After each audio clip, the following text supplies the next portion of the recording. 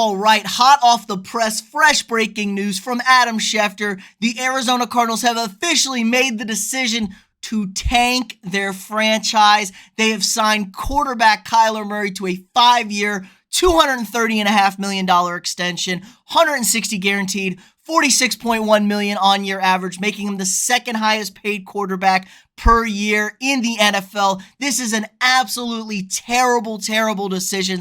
There's a lot of reasons why, but the biggest reason is the man they signed himself, Kyler Murray. I have so many problems with him as the guy. I'm going to break down why, but if you could first, subscribe to the channel if you're not, hit that like button, share this video with your friends. It really helps the channel out a lot. We are growing like crazy. All right, so the Arizona Cardinals have dished out the bag to former #1 overall pick Kyler Murray, first overall pick at quarterback in 2019 for the Arizona Cardinals. They brought Kyler in. They had new head coach Cliff Kingsbury, and this was kind of the plan. They were going to take this college offense, this college kind of quarterback, and bring it to the NFL. And you know what? I really liked Kyler after his first 2 seasons. You saw the intangibles with him. He's super athletic. He's super shifty. He's got a hose of an arm for a guy who's about 5'9", maybe 5'10", really small guy. And there were a lot of question marks. But man, after last season, I thought he was coming into that last season with an MVP chance. But oh my God, I just hated the way things ended up for him last season. And this offseason has been no better. This is a terrible move by the Arizona Cardinals. This is an absolute mistake. Honestly, Kyler Murray has always been kind of a spoiled little brat. It goes back to his recruiting days with A&M and Texas and Oklahoma and all this stuff. Daddy's run the show for him. He's always been a pampered little brat. I mean, and you go back to when he finished college and that interview with Dan Patrick, had no idea how to answer the questions. You know, are you going to play baseball? Are you going to play football? He's looking over to Daddy like, what do I do? And last year, he's been kind of a complainer. There's a lot of problems within the locker room. There's reports of, you know, he has horrible body language. If anybody watches Cardinals games, if there's a mistake, Kyler gets sacked, Kyler throws a pick, anything like that, he gets on the sideline, he sits on the bench, he mopes, he bitches at everybody else. It's never Kyler's fault. Dude, sometimes it's you. I mean, the numbers are pretty good for Kyler. Overall, you know, 24 touchdowns, 10 picks last year, 26 and 12 the year before. Not to mention the rushing. You know, he's got good rushing averages here. He had like 11 touchdowns. Where's his rushing right here? Here you go, 423 yards last year, 800 yards the year before, 11 and 5 touchdowns. Pretty good numbers the last 2 seasons. But man, there's been a common theme the last 2 seasons with the Cardinals.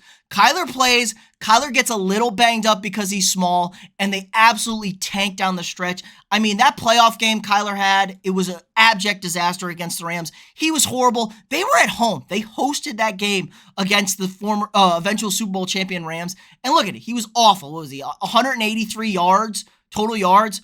2 turnovers. That's so bad, Kyler. I mean, they just faded down the stretch. They start off hot. They won 6 in a row. They won 7 in a row. And then they were 9-2 heading into the bye. You know, they heal up, they get ready, and then they go beat the Bears, lose, win, loss.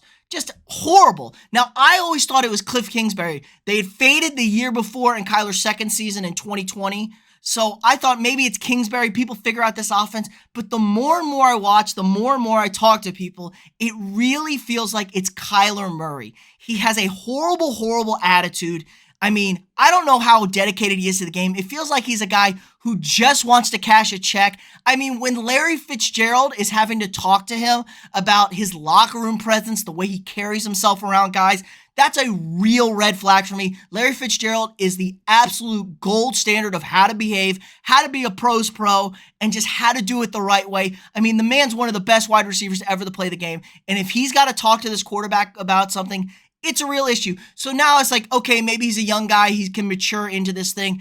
But man, after this offseason and the way things ended last year, I just would not have paid this man. First of all, it's only his 3rd season in the league, so he's not even up for that big extension. You know, make him play this 4th season. He's banging on the table, I want the MAC extension, blah, blah, blah, blah, blah. Dude, everybody knows this. You play 4 years at quarterback. If you're that guy, they give you that big-time extension. He's scared. I think he knows DeAndre Hopkins was injured towards the end of last season. His numbers dropped dramatically, Kyler's, and now Hop is suspended for the first 6 games this season for PEDs. So what's that going to look like on him? What if the Cardinals start off slow? What if they're 1-5 or, 2-4? Does Cliff get axed? I mean, Kyler is desperate here. He's like, I need to get paid. I need to get my money, which is absolutely ridiculous. I mean, he deleted all the Cardinal stuff off his social media this offseason.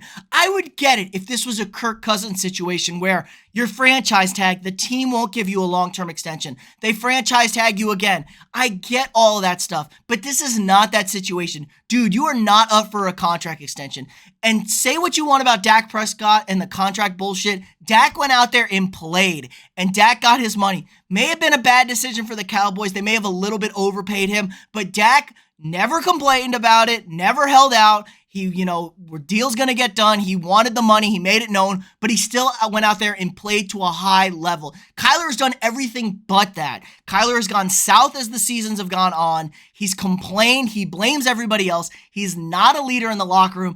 And these are the kind of contracts that absolutely tank their franchise. What is the next thing? So let's say the Cardinals don't do great next year. They fire Cliff Kingsbury. They bring in a new head coach. But we're tied to Kyler Murray here, and things start going south for Kyler again. What is his next move? I demand a trade. This, that, and the other. Blah, blah, blah. He just doesn't seem like a guy who's ever going to be happy. He doesn't seem like a guy I would give the bag. I mean, Antonio Brown is a perfect example. There were warning signs in Pittsburgh like, once you give this man money, he is going to change. He is going to be this guy. I am very worried now that you've turned a guy who's already got the knack for being a spoiled little brat, the second most money in the NFL, and he's just going to turn into that. Why does he need to work hard? He doesn't seem like a guy who's going to work hard. I just hate this move for the Cardinals. I thought they were heading in the right direction, but I am a big believer of making a quarterback prove himself. If you have question marks, do not pay them. It's way too much money. It's way too much commitment. There's a quarterback coming out every year now in the draft. You don't want to tie yourself to a guy that is not going to get it done. Look at the Ravens and Lamar Jackson. The Ravens are not biting on a massive contract extension for Lamar Jackson. They haven't taken the bait yet, and it's kind of working out. It's a prove-it year for Lamar. And if Lamar flounders this year and the Ravens aren't good, they're going on to their next quarterback. They will not extend him for a big-time deal. So this is a horrible decision. I don't think Steve Keim's a very good GM. I mean, honestly, he drafted Josh Rosen. They gave him half a year. They got rid of him. They took Kyler as the first pick. I mean, the roster is okay. They have a good defense. He hasn't gotten the best weapons around. I mean, if it wasn't for Bill O'Brien being the worst GM in football history, they wouldn't have Hopkins for only a second-round pick. I think anybody would have given up a first-round pick for Hopkins when they did. So I just don't like what's going on here in Arizona. I think this is a terrible, terrible move. I think it's going to end badly. Kyler's going to, I would put it out there perfectly. I think Kyler's going to demand a trade by the end of 3 seasons from now. So what are we? 2022. So by 2024 or 2025, Kyler's going to want out of Arizona. I'm putting that on the table right now. Let me know what you guys think in the comments below. Is this a good decision? Are you guys big Kyler believers? Am I way out of line? I think I'm on the right track here. I would have made him play this year under his rookie contract and say, prove it to me. But hey, that's just me. Let me know what you think in the comments below. Again, like this video, subscribe to the channel, hit that notification bell, share this video with your friends, and I'll see y'all tomorrow.